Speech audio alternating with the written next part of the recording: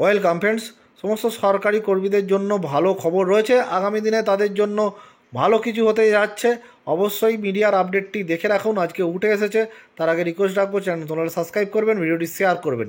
দেখুন কি বলা হচ্ছে, পেনশন অবসরের পরের মাসেই পরের দিন বকেয়া, আর তারিখ পে তারিখ নয়। পেনশনের জন্য এক আধিকারিক থেকে আর এক আধিকারিকের কাছে চক্কর কাটা নয়। পুরো প্রক্রিয়া যাতে মসৃণভাবে শেষ হয় এবং কর্মীরা যাতে অবসরের পরের সমস্ত রকম অবসরকালীন সুবিধা পান, সেটি নিশ্চিত করার জন্য নির্দেশিকা জারি করল মোদী সরকার।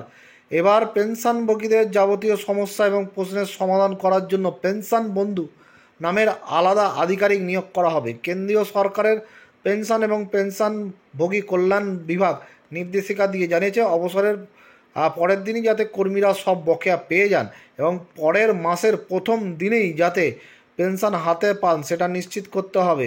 অনেক ক্ষেত্রেই দেখা যায় ভিজিলেন্স ক্লিয়ারেন্সের অভাবে কর্মীরা সময় মতন অবসরকালীন সুবিধা পাচ্ছেন না। সেই সমস্যা মেটাতে নয়া নির্দেশিকা এতে বলা হয়েছে, কর্মীদের অবসরের পর বকেয়া নিয়ে যদি কোনো সমস্যা থাকে, সেটা মেটানোর জন্য এক আধিকারিককে দায়িত্ব দেওয়া হবে।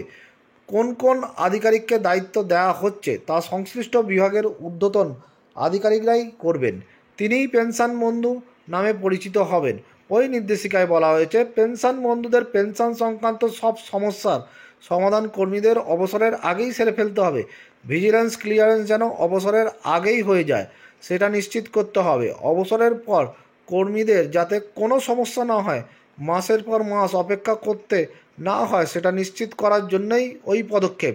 অন্তমন্তক সমন্বয়ের মাধ্যমে এই নির্দেশিকা কার্যকর হবে বলে জানানো হয়েছে।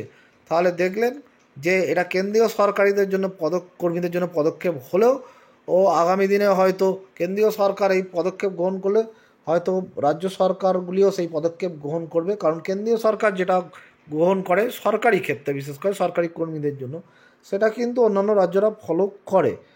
ফলে কেন্দ্রীয় সরকারি কর্মীদের পেনশনটা এখন খুব দ্রুত তারা পাচ্ছে অনলাইন পোর্টালের মাধ্যমে, যেহেতু সমস্ত কিছু হয়েছে। ফলে এক মাস প্রথম মাসেই তারা পেনশনটা পেয়ে যায়, কখনো কখনো 2-1 মাস পরে হয়তো পায়, কিন্তু খুব দ্রুত পাচ্ছে আগের থেকে। এবং এই পেনশন বন্ধু নামে একটি পথ তৈরি হবে। ফলে আরও সমন্বয় সুবিধা হবে, আরও দ্রুত পেনশন তারা পাবে। যেটা ভিজিলেন্স ক্লিয়ারেন্স দরকার হয়, সেইগুলো যাতে আগে দেওয়া যায় সমস্যা মিটিয়ে, সেই চেষ্টাও কিন্তু করা হবে এর মাধ্যমে। অবশ্যই এটা ভালো পদক্ষেপ সরকারি কর্মীদের জন্য। তবে ভবিষ্যতেই বলবে যে কতটা কার্যকর হচ্ছে এই পদক্ষেপ। ধন্যবাদ।